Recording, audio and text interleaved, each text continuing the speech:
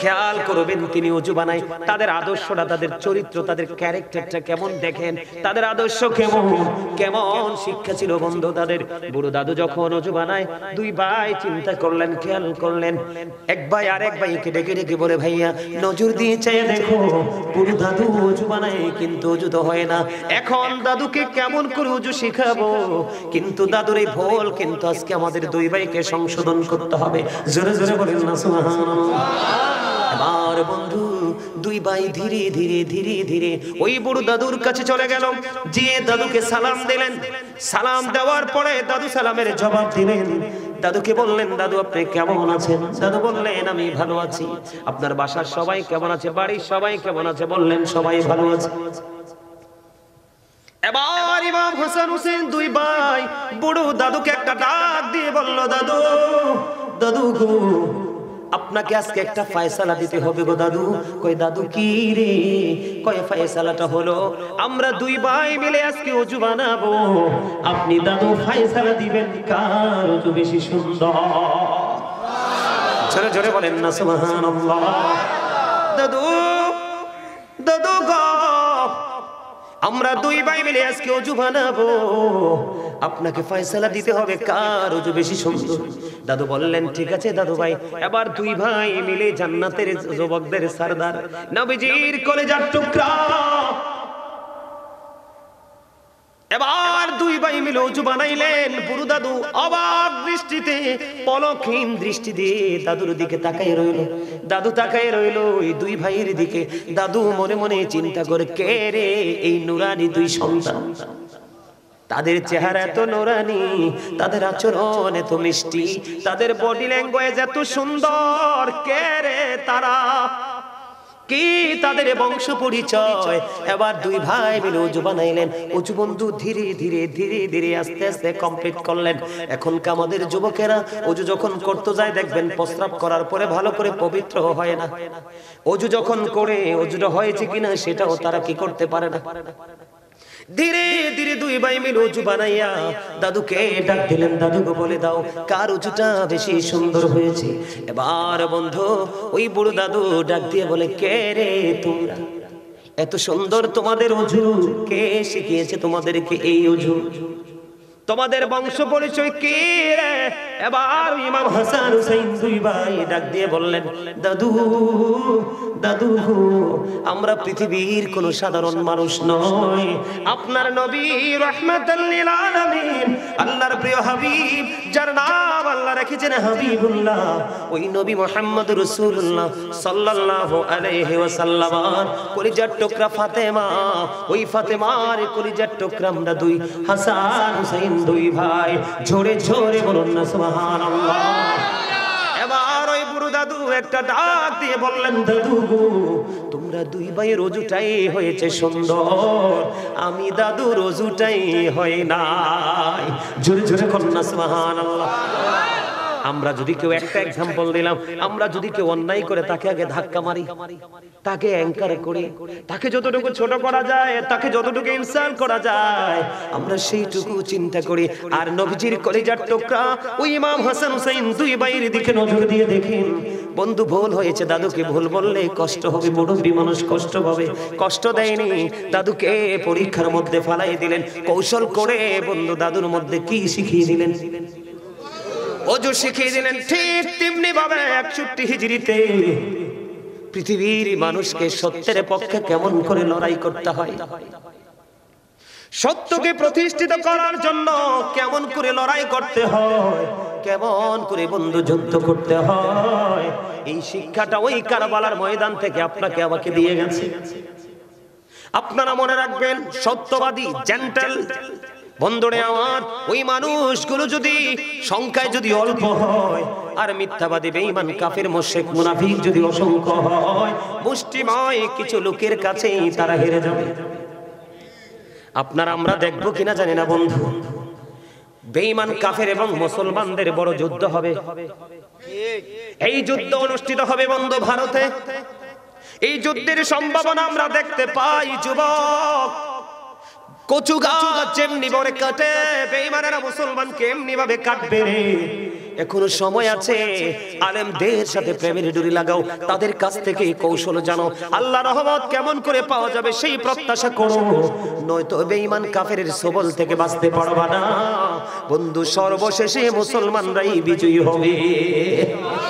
জোরে জোরে বলুন না সুবহানাল্লাহ। ইমাম হাসান হুসাইন একদিন আপনার আবার প্রাণের নবী বন্ধু ইমাম হুসাইন নবীজির কাঁধে উঠলেন।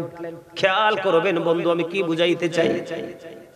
নবীজির কাঁধে উঠলেন, নবীজিকে ডেকে ডেকে বলে, নানা নানা গো, তুমি আজকে হবে ঘোড়া আর আমি হব সেই ঘোড়ার সওয়ার। জোরে জোরে করুন সুবহানাল্লাহ। আমার প্রাণের নবীকে ঘোড়া বানাইলেন। নবীজির কলিজার টুকরা ইমাম হুসাইন নবীজির কাঁধে উঠলেন।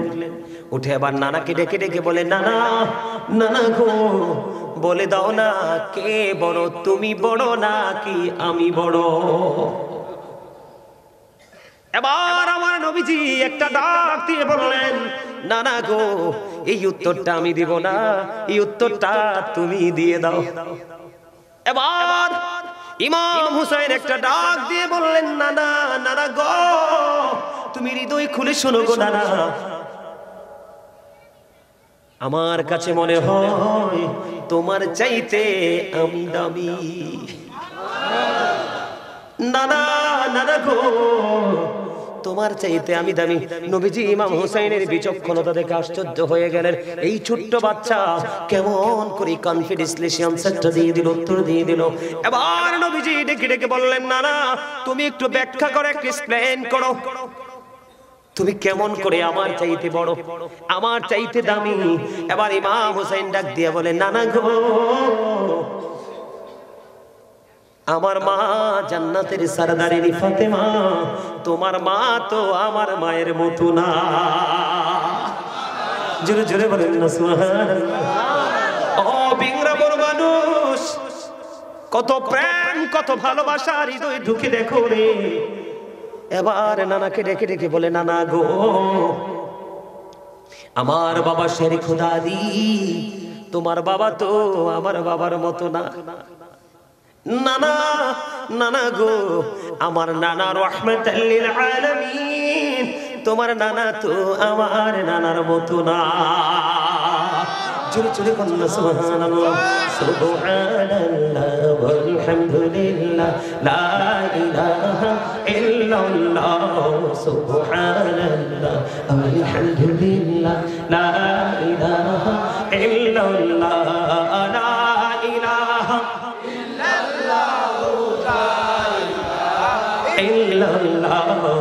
নবী আমার নূরের ফুতুল, জগৎ করলেন উজালা।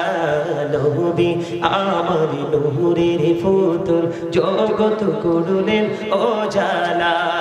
রোজ হাসরে করবেন তিনি উম্মতের ফয়সালা। সুবহানাল্লাহ আলহামদুলিল্লাহ লা ইলাহা সুবহানাল্লাহ আলহামদুলিল্লাহ লা ইলাহা ইল্লাল্লাহ লা ইলাহা ইল্লাল্লাহ লা ইলাহা ইল্লাল্লাহ। আরশ কুরসি লৌহ কলম সৃষ্টি যাহর ওসিলা। আরশ কুরসি লৌহ কলম সৃষ্টি যাহর ওসিলা।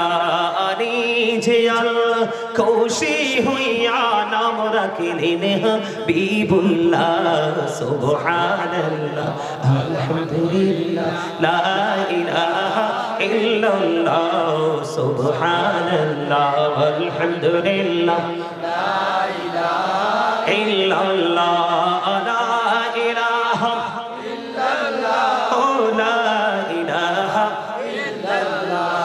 নামের সাথে নাম মিশাইয়া যারে আল্লাহ পাঠাইলা।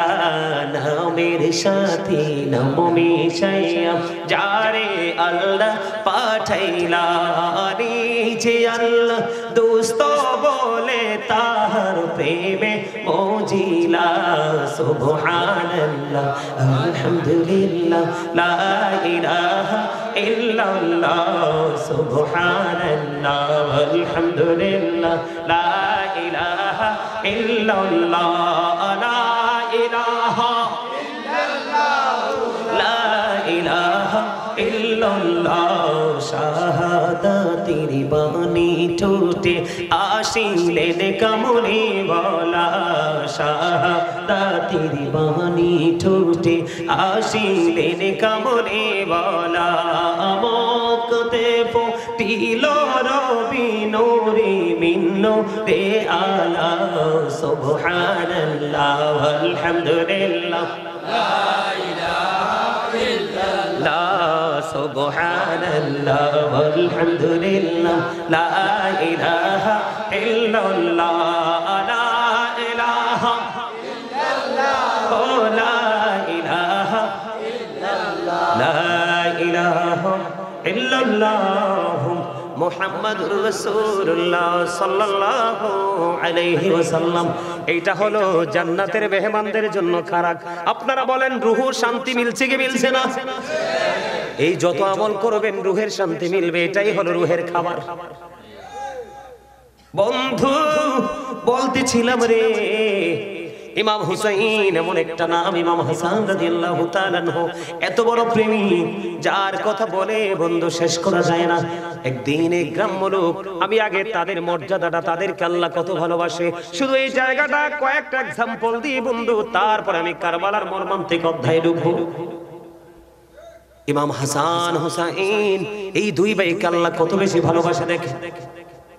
একদিনে গ্রাম্য লোক, আপনার আমাদের মাঝে এমন মানুষ অনেক আছে না, নতুন গাছে ফল ধরলে আমরা মসজিদের হুজুরকে আগে খাওয়াবো, কথা বলেন আছে না নাই? বিশেষ করে এগুলো আগে ছিল, এখন এগুলো নাই, কারণ আলেমরাও নিজের জায়গায় নাই। আলেমরা যদি নিজের জায়গায় থাকতো তাহলে কোনোভাবে তাদের সম্মান ইজ্জত ক্ষুণ্ণ হতো না, কারণ তাদেরকে মর্যাদার মালিক বানাইছে কে? কথা বলেন না কেন? আমি প্রায় সময় আমার লেখা একটা প্রবাদ বলবনি, আমার লেখা একটা প্রবাদ বাক্য বন্ধু, আমি কিন্তু একজন রাইটার। আমি প্রায় ওয়াজে বলি মানুষকে বোঝানোর জন্য, কি লাভ হবে আমি অন্যজনকে দোষে, সব পেয়েছি আমি আমার আপন কর্ম দোষে। দোষ দিয়ে কাউকে লাভ হবে না। ইমাম হাসান হুসাইন দুই ভাইকে আমার আল্লাহ কত বেশি ভালোবাসে বন্ধু। ওই তৎকালীন সময়ে এক গ্রাম্য লোক, গ্রামের মানুষ আর কি, তিনি মনে মনে নিয়ত করলেন আমি একটা হরিণের বাচ্চা নবীজির দরবারে উপহার দিব। গ্রাম্য লোকটা কি করলেন, এখন হরিণ তো ধরতে হবে, একটা হরিণ, বড় না ছোট্ট একটা হরিণের বাচ্চা ধরলেন। হরিণ কিন্তু দেখতে খুবই মিষ্টি, সরাসরি দেখছেন নি আপনারা? খুবই মিষ্টি, খুবই সুন্দর বন্ধু, দেখলে চক্ষু শীতল হয়। হরিণের একটা বাচ্চা দৌড়ে আপনার আমার প্রাণে নবীর দরবারে এনে দিয়ে দিলেন। রাসূলের কলেজার টুকরা একজনকে হরিণের বাচ্চাটা দিয়ে দিলেন। আরেকজন এসে দেখে বললেন নানা নানা গো, ভাইয়াকে তুমি হরিণের বাচ্চা দিয়েছো, আমারও একটা হরিণের বাচ্চা লাগবে। কিন্তু নবীজির দরবারে এসেছে তো একটা, কয়টা? হরিণের বাচ্চা এসেছে মাত্র একটা রে, কিন্তু নবীজির কলিজার টুকরা কয়টা? ইমাম হুসাইন একটা ডাক দিয়ে বললেন নানা গো, ভাইয়াকে তুমি হরিণ দিয়েছো খুবই সুন্দর, আমারও ঠিক সেই রকম একটা হরিণ লাগবে। বন্ধুরি আমার, ইমাম হুসাইন আপনার আমার প্রাণের নবীর কাছে এই হরিণীর বাচ্চাটা চাইতে দেরি রে। এবার বন্ধু নজর দিয়ে নবীজির সামনের দিকে চাইয়া দেখলো একটা বড় হরিণী আর একটা ছোট্ট বাচ্চা আমার নবীজির দরবারের দিকে দৌড়ে দৌড়ে আসছে। দৌড়ে চলে আসলো হরিণী। হরিণী আসার পরে আমার নবীজির সামনে আসলো। আল্লাহর কুদরত থেকে বন্ধু হরিণীর জবানটা খুলে গেল। হরিণী নবীজির সাথে কথা বলা শুরু করলেন, ইয়া রাসূলুল্লাহ, নবী গো, আপনি হলেন আল্লাহর প্রিয় হাবিব, হাবিবুল্লাহ নবী গো, আপনার কলিজার টুকরা হাসানকে যে হরিণের বাচ্চাটা ওই গ্রাম্য লোকটা ধরে এনে দিয়েছে, ইয়া রাসূলুল্লাহ ওই বাচ্চাটার মা হইলাম আমি, আর আমি মা হয়ে আমার বাচ্চাই নবী গো দুইটা, আমার বাচ্চাই হলো মাত্র দুইটা, একটা গ্রাম্য লোক ধরে এনে আপনাকে দিয়ে দিয়েছে ইয়া রাসূলুল্লাহ, আমি মা হয়ে আমার আরেকটা বাচ্চা আপনার কলিজার টুকরা হুসাইনকে দিয়ে গেলাম। জোরে জোরে বলুন না সুবহানাল্লাহ, জোরে বলুন সুবহানাল্লাহ। বন্ধু ইমাম হুসাইন প্রতি আল্লাহ রাব্বুল আলামিনের এত সন্তুষ্ট, এত খুশি, তাদের মর্যাদা বেশি কম। ইমাম হাসান হুসাইনকে আমার আল্লাহ কত বেশি ভালোবাসেন, কাউকে কম কাউকে বেশি এমনটি নয়। প্রত্যেকটা জায়গা বন্ধু অবজারভেশন করে দেখলাম, প্রত্যেকটা জায়গা খুঁজে খুঁজে দেখলাম নবীর কলিজার টুকরা আহলে বাইতের অন্যতম সদস্য। বিশেষ করে আজকে আপনাদের প্রধান অতিথি দেখেন, আমার চাই একটা চুলো এখনো পাকে নাই। কথা কন না কেন? উনি আজকের এই প্রোগ্রামের চিফ গেস্ট। কথা বলেন না কেন? তার মানে তিনিও কি ইয়াং মেন, ঠিক কিনা বলেন? আরো জোরে বলেন। দেখেন মর্যাদা কথা, আমি ওনাকে খুশি করার জন্য বলছি না বন্ধু। এখন আমাদের দেশে রাগ করেন না কইলে, আমাদের দেশের নেতারা শরীর অনেক মোটা, তবে সবাই না। আসবে অহমিকা নিয়ে ঘন্টার পর ঘন্টা অহমিকা নিয়ে কথা বলবে, কিন্তু হুজুরদের আলোচনা শুনে না। আমি মনে করব বন্ধু, যেই নেতা একটু সময় ধৈর্য ধরে আলেমদের বক্তব্য শুনে রে, সে আরো বড় নেতা হতে পারবে, ঠিক কিনা বলেন? কারণ তার মধ্যে সবগুলো স্টেজ জানা থাকবে। গরিবকে কেমন করে ভালোবাসবো, গরিবের সাথে কিভাবে লেহাজ তৈরি করব, তাদেরকে কেমন ভাবে ভালোবাসা দিয়ে আমার ভালোবাসার চাদরের তলে আশ্রয় দিব, আর তাদেরকে ভালোবাসলে লাভটা কি হবে। আপনার একটা কথা বলে, পৃথিবীর বুকে যুগে যুগে যত বেশি নবী রাসূল এসেছিল, প্রত্যেকটা নবী রাসূলকে আগে স্যালুট দিয়েছে গরিবরা। এখন এই যুগে আইসাও দেখবেন ধনীরা বন্ধু মাহফিলে টাকাও দিতে চায় না, তবে সব ধনী একরকম না, কিছু আছে ব্যতিক্রম, এক্সক্লুসিভ, ঠিক কিনা বলেন? আর মাহফিলে বসার ধৈর্য বড় লোকদের নাই। এই জন্য আমি প্রায় সবাই বলি, the rich are not always happy. ধনীরা সব সময় সুখী নয়, আর গরিবদের দিকে যদি যায়, the for are born to suffer.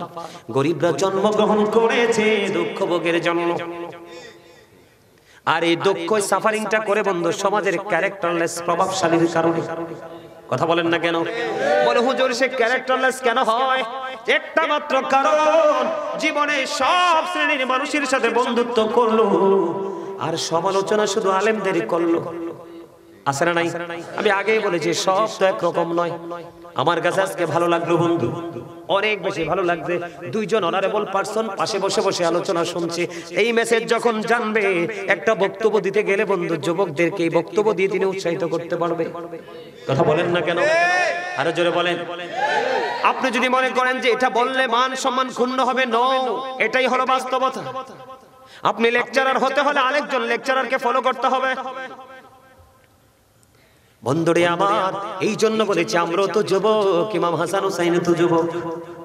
আমার মা বলে এটা দিব, কিন্তু মা দিতে পারে না। ইমাম হাসান হুসাইনের মা মুখ দিয়ে যেটা বাইর করে, এটাই আল্লাহ বরাদ্দ দেয়। বন্ধুরি আমার দিকে তাকান। আমি আবারও বলছি যুবক বন্ধুরা, তোমরা ভালো করে শুনো, কারণ আমার তোমাদেরকে নিয়ে ভয়, আমি তোমাদেরকে নিয়ে আতঙ্কিত, আমি তোমাদেরকে নিয়ে শঙ্কিত। কারণ পৃথিবী নষ্ট হয়ে গেছে রে। বেঈমান কাফেররা অপসংস্কৃতি চর্চা করতে করতে বিশেষ করে মুসলমান ধ্বংসস্তূপের নিকটবর্তী হয়ে গেছে। বিশেষ করে আমার বর্তমান প্রজন্মের ইয়াং যুবক যুবতীরা বন্ধু ম্যাক্সিমামই ধ্বংসস্তূপ। 5000 যদি আমি খুঁজি, আমার অবজারভেশন 5000 খোঁজার পরে আমি 2-1 জন পাবো বন্ধু। 1-2 হাজারের মধ্যে আমি একজন পাবো না। কারণ আমার এলাকায় বন্ধু আমি দেখিয়েছি যে এতগুলো যুবকের মধ্যে একটা যুবকের মধ্যে ওই রকম তাকওয়া নাই। তাহলে আপনি বলেন পরবর্তী প্রজন্মের কি অবস্থা হবে? আমি আর একটা কথা বলে বন্ধু, এই যে আমার এই চাচারা যারা আছে, বাবার বয়সী যারা আছেন, আপনারা দর্শক সারিতে যারা আছেন, আমার কাছে মনে হয় আপনারা যদি পৃথিবী ছেড়ে চলে যান, কারণ আপনারা চলে যাওয়ার পরে পৃথিবীটার বেশি দিন টিকিয়ে রাখা সম্ভব হবে না। এখনো বড় হয়ে গেছে, লাঠি ভর্তি ভর্তি মসজিদে যায়, এখনো বড় হয়ে গেছে, হাঁটতে হাঁটতে মাহফিলে চলে আসে। আর যুবকরা স্ট্রং বন্ধু আসে না, একেবারেই তারা জান্নাতের বাগান থেকে বিচ্ছিন্ন হয়ে গেছে। এটা কখনোই আমাদের জন্য কোনো ধরনের ভালো সুফল বয়ে আনবে না। তবে এর মধ্যে এই প্রতিকূল অবস্থার মধ্যে যে যুবকগুলো প্রেমের ডুরি লাগাইয়া ও বন্ধু জীবনটাকে, আমি এই যে একটা ছেলে দেখেন আমার পাশে বসা ছিল, আমার জীবনে আমার পায়ে কাউকে আমি টাচ করতে দেই নাই। কত মানুষ আছে মুসাফা করতে বন্ধু, ইয়াং ম্যানরা আসে যে হুজুর আপনাকে একটু মেসেজ করে দেই, আমি কখনোই বন্ধু এটা করতে দেই নাই। কিন্তু আজকের এই ছেলেটা একটুখানি, আমি তো অনেক দূর থেকে জার্নি করে আসছি, একটুখানি মেসেজ করে দিয়েছে বন্ধু।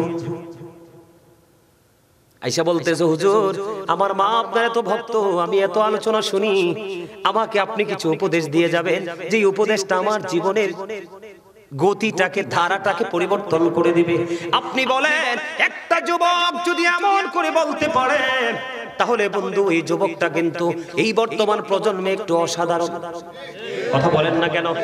আমি আজকে বলি যুবক তোমরা একটুখানি শোনো, এই আলোচনায় আমি আবার ঢুকবো। একটা পয়েন্ট যেহেতু এসছি আমি বলি, এই যে যুবকরা বর্তমানে তোমরা যারা জিন্স প্যান্ট পরো, কি পরো এটা বললে তোমরা রাগ হইও না, জিন্স প্যান্টটা যে তোমরা পরো কোরআন এবং হাদিস দ্বারা এটা মুসলমানের জন্য টোটাল অবৈধ। বিস্তারিত আলোচনা শুনতে হলে অনলাইন থেকে আমার এই আলোচনাটা করা আছে, আপনারা শুনে নিবেন। যুবকরা তোমরা ভাই শুনে নিবা। তবে এই কথাটা বললাম কেন, আমি কুমিল্লা সিটির মধ্যে, মানে কুমিল্লা সিটিতে নিউ মার্কেটের সামনে আমি লাইব্রেরিতে আমার একটা পছন্দের বই খুঁজতেছি, একজন রাইটারের, এটা একটু দেখবো। খুঁজতে খুঁজতে আসার পরে লাইব্রেরি যিনি পরিচালনা করছেন ওনার সাথে আমার কথা হলো অনেকগুলো। বলতে বলতে একটা পর্যায়ে আমি বললাম এই জিন্স প্যান্টটাকে নিয়ে আমি আলোচনা করলাম। একেবারে স্লিম একটা ছেলে দূর থেকে দাঁড়িয়ে দাঁড়িয়ে আমার কথাগুলো শুনলো। কথা যখন বক্তব্য শেষ হয়ে গেল, আমরা দুজন ফ্রি হয়ে গেলাম। ছেলেটা আমার কাছে ধীরে ধীরে হেঁটে হেঁটে আসলো। আসার পরে বলল হুজুর আমার একটা দরখাস্ত আপনার কাছে, আমাকে ভালো করে উত্তর দিবেন। আমি কই বলো। হুজুর আমি এই জীবনে আমি কিন্তু একটা মানে ইন্টারমিডিয়েটে পড়ি, আমি আমার অনেক জিন্স প্যান্ট, আমি জিন্স প্যান্ট ছাড়া কোনোদিন অন্য কোনো প্যান্ট পরিনি। হুজুর আপনার বক্তব্য আমি দূর থেকে দাঁড়িয়ে দাঁড়িয়ে শুনলাম। আপনি বলে দেন আজকে থেকে যদি আমি প্যান্টগুলো সবগুলো ফুরিয়ে ফেলি, আমার এত দিনের অপরাধ আল্লাহ ক্ষমা করবে কিনা? আমি বললাম আল্লাহ চায় বান্দার মধ্যে তাকওয়া আসুক। আমি বললাম তুমি আজকে থেকে যদি এই পোশাকটাকে চেঞ্জ করতে পারো, অবশ্যই তোমার অতীতের গুনাহ আল্লাহ মাফ করে দিবে। কারণ আল্লাহ কথা দিয়েছে আল্লাযীনা আমানু, যারা ঈমান এনেছে, ওয়া কানু ইয়াত্তাকুন, এবং তাকওয়া অবলম্বন করেছে, মানে অন্তরে ভয় সঞ্চয় করেছে। আল্লাহ বলেছেন লাহুমুল বুশরা, তাদের জন্য সুসংবাদ, ফিল হায়াতিদ দুনিয়া, দুনিয়ার জীবনে, ও ফিল আখিরা, এবং পরকালের জীবনে। জোরে জোরে সুবহানাল্লাহ। তবে এইটুকু বলবো, পোশাক নিয়ে আলোচনা আমার ভীষণ না। ইমাম হুসাইনের কাছে যেহেতু ওনারা ইয়াং মেনদের কি হবে, লিডার হবে। এই যে যুবক বন্ধু আমার দিকে তাকাও। আল্লাহ, আমি আগেই বলেছি মানুষকে আল্লাহ সুন্দর করে বানাইছে। আল্লাহ কই মানুষ রে তোমাদেরকে সুন্দর রাখার জন্য আমি পোশাকও দিয়েছি। 3 শ্রেণীর পোশাক দিয়েছে বন্ধু। কয় শ্রেণীর? তিন ধরনের। একটা হলো লজ্জাস্থান ঢাকার পোশাক, আরেকটা হলো সাজের পোশাক, আরেকটা হলো তাকওয়ার পোশাক। আল্লাহ কোরআনে বলেছেন লিবাসুত তাকওয়া যালিকা খায়র, আল্লাহর কাছে সবচেয়ে উত্তম পোশাক হলো তাকওয়ার পোশাক। নারীর যেমন ফরজ আছে পুরুষেরও তেমনি ফরজ আছে। এই যে উপর দিয়ে নাভি বরাবর পুরুষের ফরজ পোশাক, পর্দার সিস্টেম, উপর দিয়ে নাভি বরাবর অথবা নাভির উপরে নিচের দিক দিয়ে থাকবে টাকনোর উপরে। এই কন্ডিশনে পোশাক পরা একটা মুসলমানের পুরুষের জন্য ফরজ। এটার বাইরে গেলে বন্ধু বুখারী শরীফে আসছে জাহান্নামে চলে যেতে হবে। শুধুমাত্র এই প্যান্ট বা লুঙ্গি বা পায়জামা বা ট্রাউজার এটা পরার কারণে, শরীয়তের সীমানাকে ওভারটেক করার কারণে। সবচেয়ে বড় বিষয় হলো, সবচেয়ে বড় লজ্জাজনক বিষয় হলো, যেই ছেলেটা জিন্স প্যান্ট পরে নামাজ পড়ে, গেঞ্জি অথবা শার্ট লাগাইছে পরে, আমি নিজে দেখছি রুকুতে গেলে পিছন দিক দিয়ে লজ্জাস্থান দেখা যায়। আল্লাহ কয় আমি পোশাক দিছি লজ্জাস্থান ঢাকার জন্য। তুমি তো পোশাক পরার পর তোমার লজ্জাস্থানটা ওপেনিং হয়ে গেল। তুমি কখনোই পর্দা করা পুরুষ নয়, তুমি উলঙ্গ পুরুষ। সেই জায়গাটা নিয়ে আলোচনা করলে আপনারা চিন্তায় যারা বিবেকবান আপনারা আতঙ্কিত হয়ে যাবেন, ভয় পেয়ে যাবেন। বলে হুজুর এই বুঝি ধর্মের সিস্টেম গো, এই বুঝি কোরআন হাদিসের বিধান, আমরা এর থেকে কত দূরে, কেমন করে আমরা সফলতা অর্জন করব? অনেক লম্বা ঘটনায় পোশাক নিয়ে নারী পুরুষের আলোচনা আছে, ওখান থেকে শুনবেন, সেই দিকে আমি যাই না। ইমাম হাসান হুসাইনও তো যুবক ছিল রে, আমরাও তো যুবক, ওরা কি করেছে আমরা কি করছি, কেমন করে তাদেরকে আমরা নেতা হিসাবে পাবো? নেতা কিন্তু তখনই তার প্রজার দিকে, তার সহকর্মীর দিকে তাকায়, যেই প্রজা তার কথা মতো চলে, যেই সহকর্মী তার কথা মতো চলে।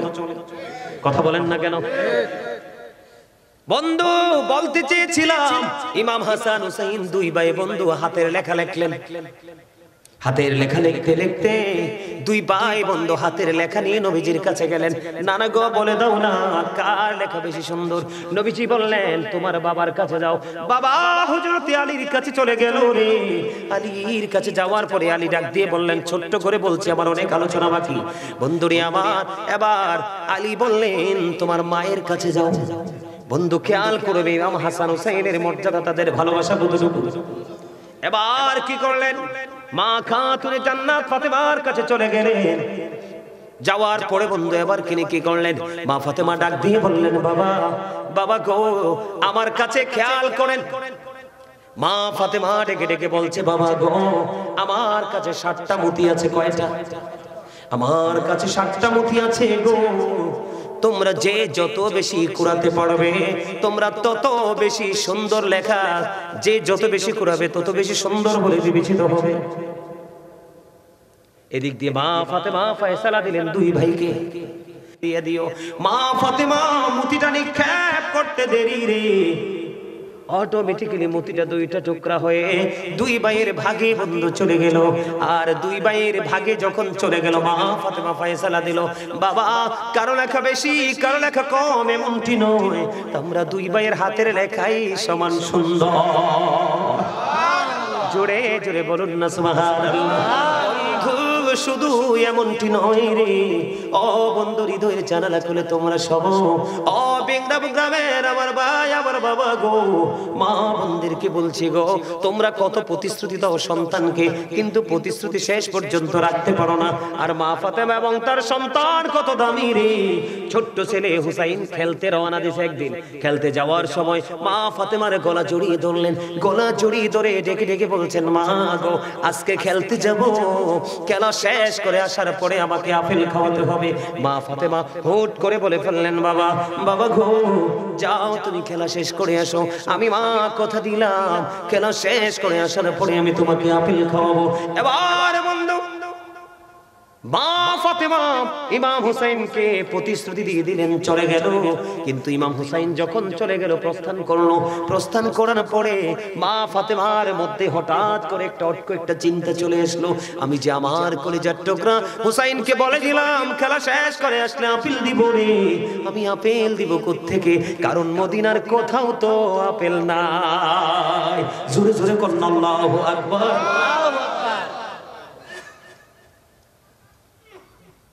মা ফাতেমা আপনারা মদিনায় গিয়েছেন কিনা জানি না, আপনারা দেখেছেন নিশ্চয়ই, যারা মদিনায় গিয়েছেন মক্কাতুল মুকাররমা মদিনাতুল মুনাওয়ারায় যারা গিয়েছেন, নবীজির রওজা মোবারক থেকে মা ফাতেমার ঘর কিন্তু বেশি দূরে না। আমি নিজের চোখে দেখে এসেছি রে বন্ধু, নিজের চোখে দেখেছি আর আপন মনে বিচরণ করেছি। এই বুঝি ফাতেমার বাড়ি, এই বুঝি এই জায়গা, বুঝি ফাতেমার বসার স্থান। দৌড়ে চলে গেলেন মা ফাতেমা বন্ধু, ঘেমে গেলেন, ললাটের মধ্যে ঘাম দেখা যায়। নবীজির দরবারে যখন চলে গেল, নবীজি মা খাতুনে জান্নাত ফাতেমাকে দেখে বন্ধু দাঁড়িয়ে গেলেন। নবীজির বসার জায়গার মধ্যে মা ফাতেমাকে বসতে দিলেন। মা ফাতেমাকে দেখে বললেন মা আপনার ললাটে কেন ঘাম দেখা যায়, পেরেশান মনে হয় কেন গো মা? বাবা বাবা গো আপনার কলিজার টুকরা হুসাইন বলেছে আমি তাকে আপেল দিতে আমি কথা দিয়েছি বাবা, তাকে আমি আপেল দিব, কিন্তু বাবা গো কেমন করে আপেল দিব, মদিনার কোথাও তো আপেল নাই। বাবা এবং মেয়ের মধ্যে বন্ধু আলাপ আলোচনা চলতেছে, ঠিক এই আলোচনার মধ্যে জিবরাইল জান্নাতি আপেল নিয়ে নবীর দরবারে এসে হাজির। জোরে জোরে বলুন না সুবহানাল্লাহ। জান্নাতি আপেল বন্ধু, কিতাব প্রমাণ করেছে আপেলটা দেখতে দুনিয়ার আপেলের মতোই, রংটাও ছিল দুনিয়ার আপেলের মতো, আকারটাও ছিল দুনিয়ার আপেলের মতো, কিন্তু স্বাদ দুনিয়ার আপেলের মতো ছিল না। দেখেন তাদের ভালোবাসা, তাদের মর্যাদা, তাদের সম্মান কত বেশি রে।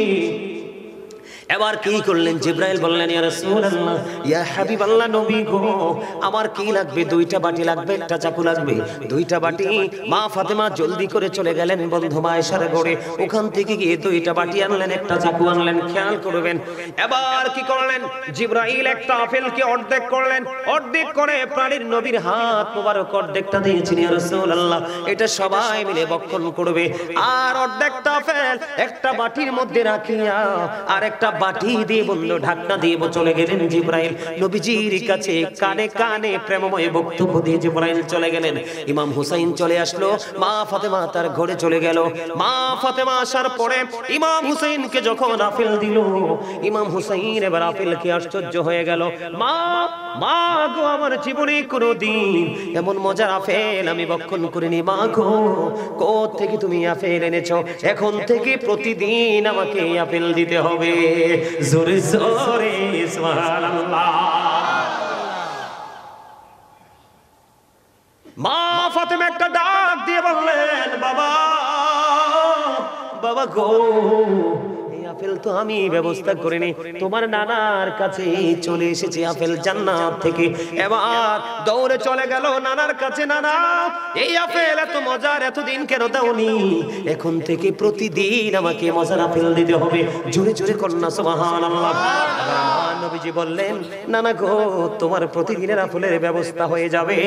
ও বন্ধু, সবচেয়ে বড় মজার কথা হলো রে, ওই যে বলেছি জিবরাইল আমার নবীজির সাথে প্রেমময় বক্তব্য দিয়ে গেছেন। তিনি বন্ধু বলে গেছেন, এই অর্ধাংশ যে আপেল বাটির মধ্যে রেখে দিয়েছে, এটা প্রতিদিন একবার করে ঢাকনা সরাবো।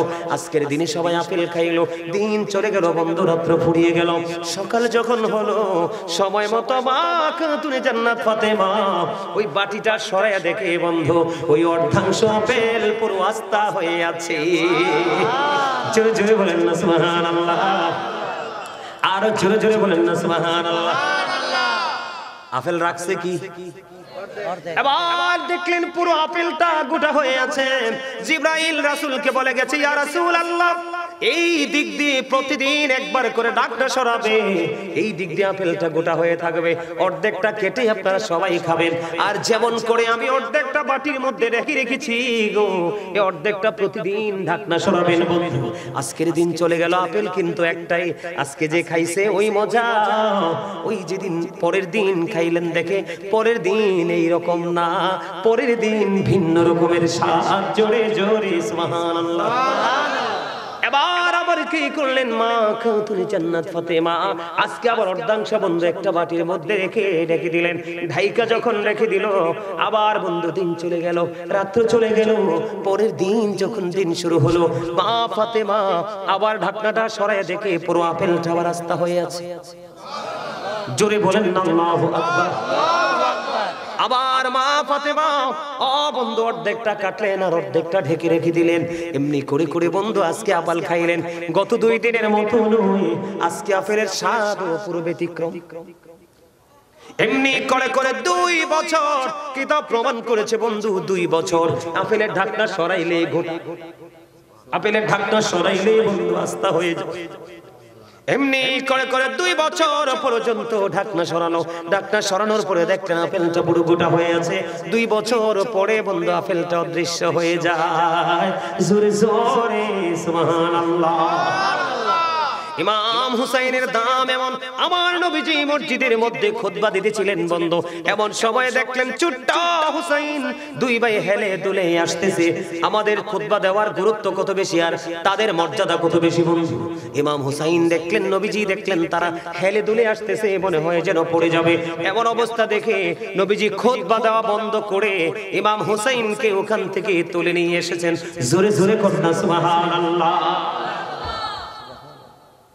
এই ইমাম হুসাইনকে আল্লাহ এত বেশি ভালোবাসে, চাইবা মাত্র দিতে বন্ধু দেরি হয় না। এই ইমাম হুসাইন 61 হিজরিতে বন্ধু কারবালায় ইয়াজিদ বাহিনীর তাণ্ডবে শিকার হয়ে শহীদ হয়েছে। কেন শহীদ হয়েছে? জীবন দিয়ে দিয়েছে বন্ধু, শাহাদাত বরণ করেছে। কিন্তু তিনি বন্ধু মিথ্যার কাছে তিনি মাথাটা নিচু করে নেন। ইমাম হুসাইন ওনার সঙ্গীদেরকে ডেকে ডেকে বলেছিলেন, তোমরা সবাই চলে যাও আপন আপন গন্তব্যে, আপন পরিবারের কাছে তোমরা সবাই চলে যাও। ইয়াজিদ এবং তার বাহিনীর টার্গেট হলাম আমি হুসাইন। আমাকে শহীদ করতে পারলে রে তার কলিজা ঠান্ডা হয়ে যাবে। ইমাম হুসাইনের সঙ্গীরা ডেকে ডেকে বলেছিল, ও আলী মোকাম, ও রাসূলের কলিজার টুকরা, আজকে যদি আপনাকে যদি আমরা সবাই মিলে যদি দুশমনের সামনে ছেড়ে দিয়ে চলে যাই গো, কাল হাসরের দিন প্রাণের নবীকে কেমন করে এই মুখটা দেখাবো? জোরে জোরে বলুন আল্লাহু আকবার। বন্ধু, এমন প্রেম ছিল ইমাম হাসান হুসাইনের প্রতি। বন্ধু, আমি সর্বশেষ আপনাদেরকে মর্মান্তিক একটা জায়গায় নিয়ে যাব। ইমাম আমার নবীজি যখন পৃথিবী ছেড়ে বন্ধু চলে যাবে, পৃথিবী থেকে যখন চলে যাবে, উম্মে সালমাকে একটা মুষ্টি মাটি দিয়ে চলে গিয়েছিলেন। আমার নবীজি যাওয়ার আগে উম্মে সালমাকে এক মুষ্টি মাটি দিয়েছিলেন। উম্মে সালমারে, এই মাটিগুলো তুমি যত্ন করে রেখে দাও, যেদিন দেখবা এই মাটিগুলো রক্তে লাল হয়ে গেছে রে, ওই দিন মনে করবা আমার কলিজার টুকরা শাহাদাত বরণ করেছে। জোরে জোরে কন্যা নাউজুবিল্লাহ, একবার বলেন সুবহানাল্লাহ।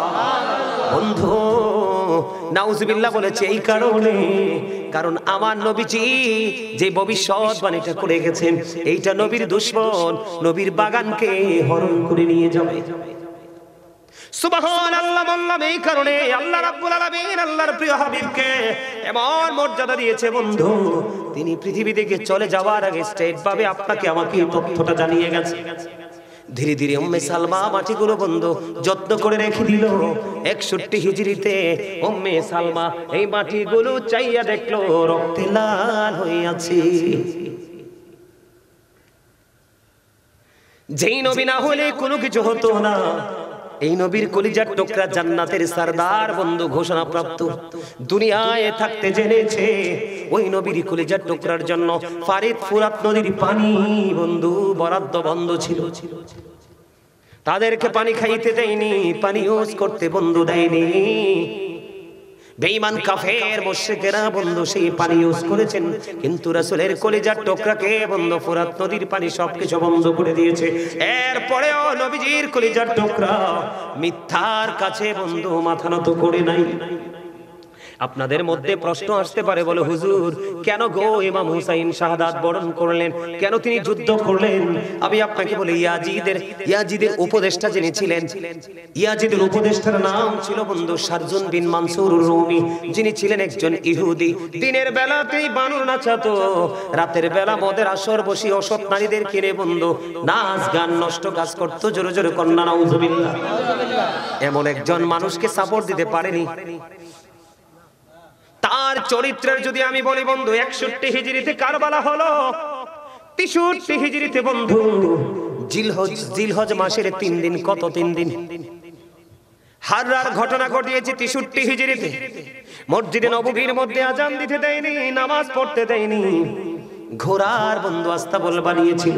জোরে জোরে কন্যা নাউজুবিল্লাহ। ইয়াজিদ বাহিনীর চরিত্র তো নষ্ট ছিল রে। আমি প্রায় সময় বলি ইয়াজিদ ইজ ক্যারেক্টারলেস, চরিত্রহীন। এতটাই বন্ধু চরিত্রহীন ছিল। 1000-এরও বেশি মহিলা ইয়াজিদ বাহিনীর তাণ্ডবে 63 হিজরিতে বন্ধু অবৈধ সন্তান প্রসব করেছে। জোরে কন্যা নাউজুবিল্লাহ।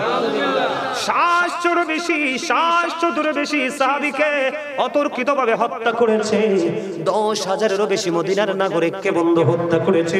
ওই জিলহজের চাঁদের ওই 3 দিন মদ খাওয়া, জুয়া খেলা, গাঁজা খাওয়া, বন্ধ নারীদেরকে নিয়ে জিনা ব্যভিচারে লিপ্ত হওয়া, ইয়াজিদ বাহিনী সব কিছু বন্ধ বৈধ বলে ঘোষণা দিয়েছিল। এমন চরিত্রহীন মানুষকে কেউ নেতা মানতে পারে? আমরাও তো মানবো না। নবীজির কলিজার টুকরা কেমন করে মানবে? দেখেন, ওনারা সত্যকে প্রতিষ্ঠিত করার জন্য, নবীজির কলিজার টুকরাদেরকে বাঁচানোর জন্য ওরা এমন ভাবে বন্ধু যুদ্ধ করেছিল, মাত্র 72 জন সঙ্গী নিয়ে। আমি যদি আপনাকে বলে বন্ধু, যুদ্ধ করতে করতে করতে করতে করতে করতে বন্ধু সর্বশেষে সবগুলো একক যুদ্ধ করতে করতে বন্ধু বন্ধু ইমাম হুসাইনের পালা চলে আসলো। বন্ধুরে আমার, ইমাম হুসাইন এমন অবস্থা হলো রে, নিজের সন্তান নিজের ভাই হযরতে হাসান রাদিয়াল্লাহু তাআলা আনহুর সন্তান হযরতে কাসিম রাদিয়াল্লাহু তাআলা আনহু একজন একজন করে বন্ধু শহীদ হয়ে গেল।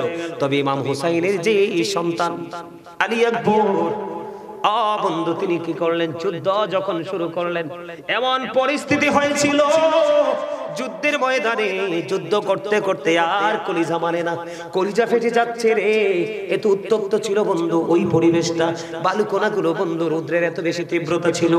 ইমাম হুসাইনের কাছে আলী আকবর চলে আসলো, আয়েশা বলে বাবা বাবা গো আমাকে একটা ফোঁটা পানি দাও, আমি তাদের উপর ইয়াজিদ বাহিনীর উপর হায়দারি আক্রমণ চালাবো।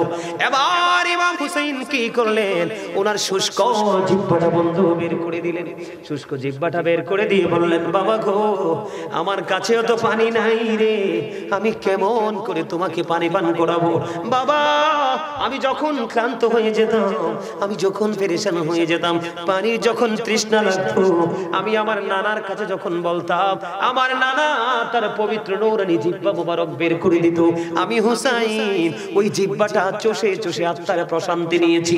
জোরে জোরে কন্যা সুবহানাল্লাহ। একটা ডাক দিয়ে বললেন বন্ধু কারবালার ইতিহাস যতবার পড়েছি একটা বারো বন্ধু চোখের পানি ধরে রাখতে পারিনি, এই বুঝি ইতিহাস, এই বুঝি শিক্ষা, যেই নবী সারা জীবন আমাদের জন্য কাঁদলো রে, যেই নবীর কলিজার টুকরা আমাদের জন্য জীবন কুরবানি করে দিল, আজকে আমরা তাদেরকে নিয়ে কথা বলতে দ্বিধা করি না। কথা বলেন না কেন? সাধারণ মানুষ বললে বন্ধু মেনে নেওয়া যায় রে, মসজিদের মিম্বরে দাঁড়াইয়া, ঈদগার মিম্বরে দাঁড়াইয়া, এইরকম স্টেজে দাঁড়াইয়া দাঁড়াইয়া বসে বসে নবীজিকে ছোট করে কথা বলে, আপনারা বলেন এটা কখনোই কি মেনে নেওয়া যায়?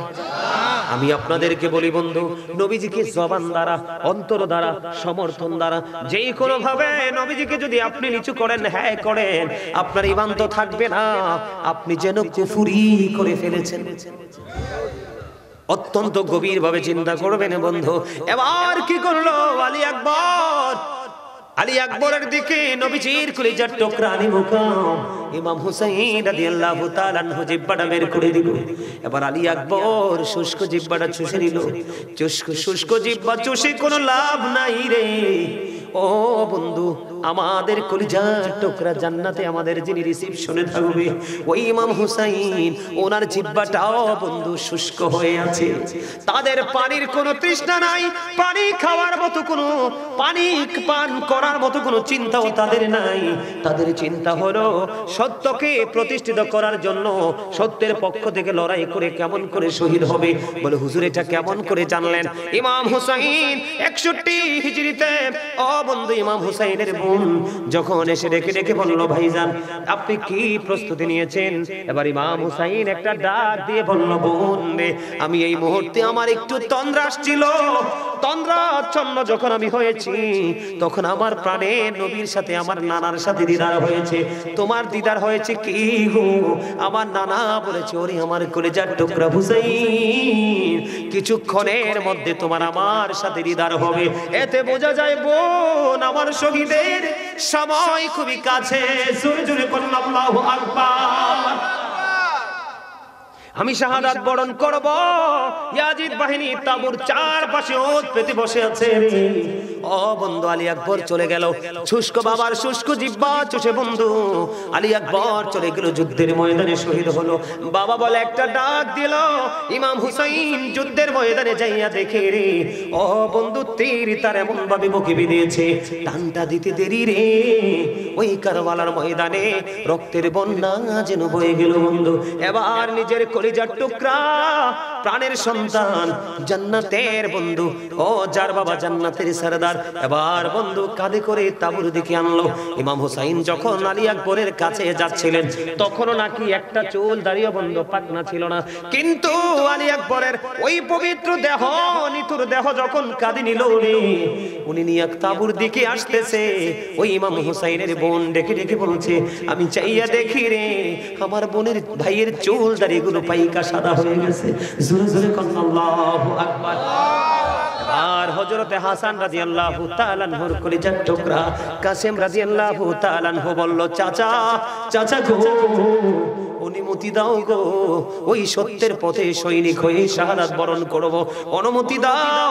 ইমাম হুসাইন বললেন, আমার ভাই পৃথিবী থেকে চলে গেছে রে, আমি কেমন করে অনুমতি দেই? এবার কাসেম রাদিয়াল্লাহু তাআলা ডেকে ডেকে বললেন, চাচা গো, না করো না, অনুমতি দাও না, আমি যুদ্ধের ময়দানে যেতে চাই বন্ধু। যুদ্ধের ময়দানে চলে গেলেন, যুদ্ধ করতে করতে কাসেম শহীদ হয়ে গেল। জোরে জোরে কন্যা ইন্না লিল্লাহি ওয়া ইন্না ইলাইহি রাজিউন। এবার বন্ধু ভাতিজার কাছে চলে গেল, যাইয়া ডেকে ডেকে বলতেছে, বাবা গো, তোমাকে সাহায্য করতে পারলাম না, কারণ আমি দুর্বল হয়ে পড়েছি। এবার কাসেম রাদিয়াল্লাহু তাআলা আনহুর এই পবিত্র দেহ তাবুর সামনে নিয়ে আসলো বন্ধু। এবার নিজে কেমন করে শাহাদাত বরণ করবে বন্ধু, এই চিন্তা তার ব্রেইনে কাজ করতেছে। বন্ধুরে আমার, ইয়াজিদ বাহিনীও এককভাবে তাকে আক্রমণ চালাবার মতো কোনো ধরনের কোনো কি নাই, কোনো ধরনের কোনো সাহসিকতা তারা দেখাচ্ছে না যে কেমন করে তাকে হত্যা করব, কেমন করে তাকে শহীদ করব। ও বন্ধু, তারপরে দেখতে দেখতে ইমাম হুসাইন যুদ্ধের ময়দানে চলে গেলেন। এর মধ্যে ছোট্ট ছেলে আলী আসগর শহীদ হয়ে গেছে। জোরে জোরে কন্না নাউজুবিল্লাহ, ইন্না লিল্লাহি ওয়া ইন্না ইলাইহি রাজিউন। এবার কি করলেন ইমাম হুসাইন রাদিয়াল্লাহু তাআলা আনহু? যুদ্ধের ময়দানে চলে গেল।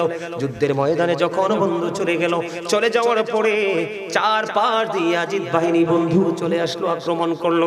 সীমার ওনার বুকের উপর চেপে বসলো, ডাক দিয়ে বলল, এখন কি নামাজের সময়? কই হয়, এখন নামাজের সময়।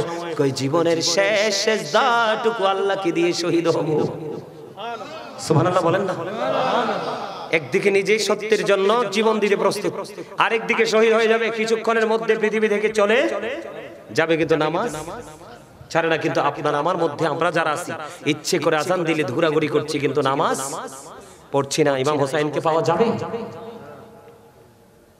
এবার অনুমতি দিলেন, ইমাম হুসাইন নামাজ শেষ করলো। শেষ করার পরে বন্ধু সীমার বুকের উপরে চেপে বসলো। সীমার যখন বুকের উপরে চেপে বসলো রে, এবার সীমারকে ইমাম হুসাইন একটা ডাক দিয়ে বলল, সীমার, তোমার বুকের জামাটা একটু আমাকে খুলে দেখাও।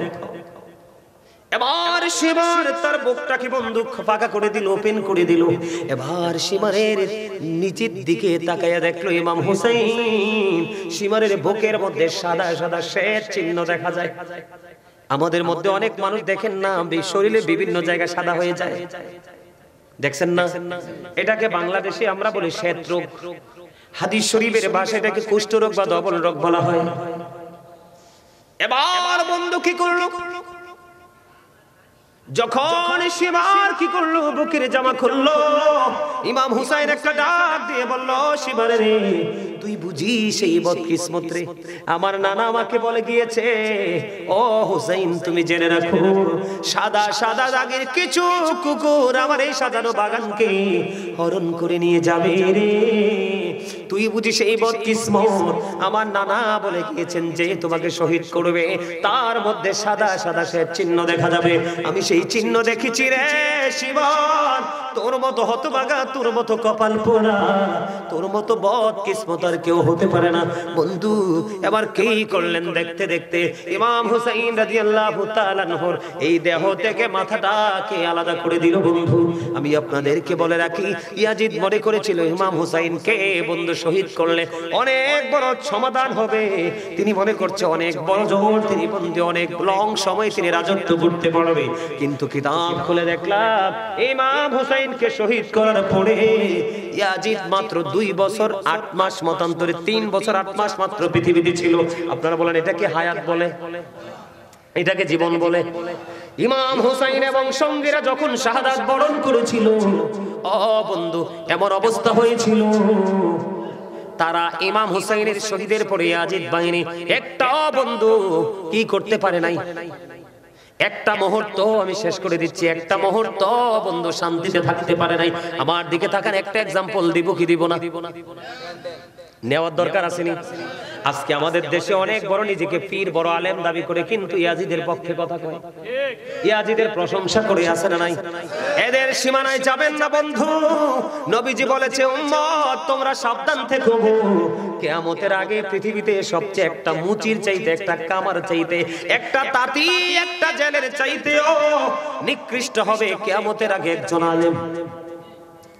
এখনই কিন্তু সে আলেমের চেহারা আমরা দেখতে পাই, আপনারা দেখেন কিনা জানি না।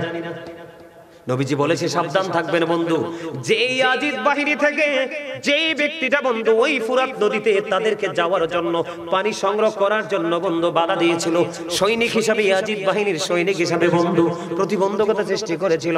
ইমাম হুসাইন যখন শহীদ হয়ে গেল, ইমাম হুসাইন শহীদ হওয়ার পরে বন্ধু তার এমন তৃষ্ণা লাগলো, এমন বেশি তৃষ্ণা লাগছে বন্ধুরে, তে শুধু পানি বক্ষণ করে, শুধু পানি পান করে, যতই পানি পান করে কিন্তু তার পানি তৃষ্ণা মিটে না, যতই পানি পান করে তার বন্ধু পানির তৃষ্ণা মিটে না। সর্বশেষে যতই পানি খায় পানির তৃষ্ণা মিটে না, যতই পানি খাচ্ছে তার পেটটা শুধু বড় হচ্ছে, যতই পানি খাচ্ছে তার পেটটা শুধু বড় হচ্ছে, কিন্তু বন্ধু পানির তৃষ্ণা মিটে না। জোরে জোরে কন্যা নাউজুবিল্লাহ। কি হয় না? পানির বন্ধু তৃষ্ণা মিটে না। সর্বশেষে ওই পাহারাদার বন্ধু জনসম্মুখে মানুষের সামনে পেট পুরো ব্রাস্ট, একটা ব্রাশ ফায়ার হয় যেমন, এরকম বন্ধু ব্রাশ হয়ে সে জনগণের সামনে ইন্তেকাল করেছে। জোরে জোরে কন্যা আলহামদুলিল্লাহ, আর জোরে বলেন আলহামদুলিল্লাহ। ইয়াজিদ বাহিনীর এক একটা রূপ বন্ধু হয়েছে, লম্বার আলোচনাটা বাড়াইবো না, তবে একটা কথা বলবো, ইমাম হুসাইন যেদিন শহীদ হয়েছিল বন্ধু, সিরিয়ার যে কোনো পাথর সরাইলে তাজা রক্ত প্রবাহিত হতো। সূর্য এমন ভাবে সূর্য গ্রহণ হয়েছিল, মনে হয়েছিল গোটা পৃথিবী অন্ধকার হয়ে গেছিল, মনে হয়েছিল যেন এখনই কিয়ামত কায়েম হয়ে যাবে। জিনেরা পর্যন্ত উচ্চ আওয়াজে ক্রন্দন করেছিল রে। ইমাম হুসাইন যখন বন্ধু শাহাদাত বরণ করেছিল বন্ধু, এমন অবস্থা হয়েছে, আকাশ কেঁদেছে, বাতাস কেঁদেছে, জমিন কেঁদেছে বন্ধু, আসমান কেঁদেছে, কেঁদেছে স্বয়ং আমার আল্লাহ। জোরে জোরে কন্যা আল্লাহু আকবার। ইমাম হুসাইন শাহাদাত বরণ করার পরে বন্ধু দেখেন, এবার ইয়াজিদ বাহিনী ইয়াজিদের বাড়ির দিকে রওনা হলো। খেয়াল করবেন, ইয়াজিদের বাড়ির দিকে রওনা হলো ইমাম হুসাইনের পবিত্র মাথাটা নিয়ে। এবার যখন রওনা হলো, যাইতে যাইতে যাইতে যাইতে বন্ধু হঠাৎ রাত্র হয়ে গেল, সন্ধ্যা হয়ে গেল, সূর্য তার আপন গন্তব্যে লুকিয়ে গেল। ও বন্ধু, ওই তখন কার আকাশ থেকে তিনি হারিয়ে গেল।